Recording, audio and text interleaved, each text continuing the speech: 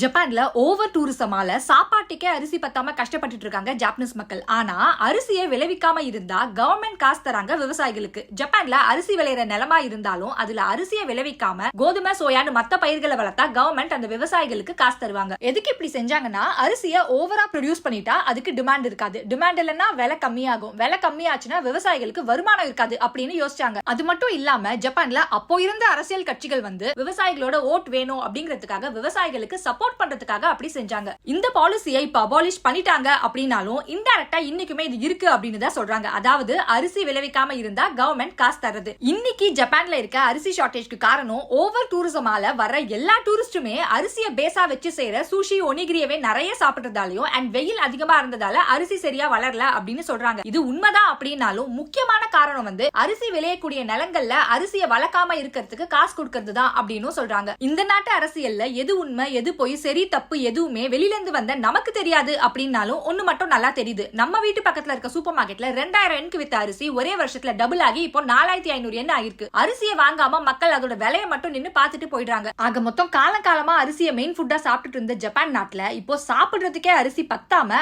அமெரிக்கால இருந்து அரிசியை இம்போர்ட் பண்ணி மக்களுக்கு விற்க ஆரம்பிச்சிருக்காங்க. இவங்க நாட்டுல போதுமான அரிசி விளையிற வரைக்கும் இங்க இந்த அமெரிக்கா அரிசி தான்.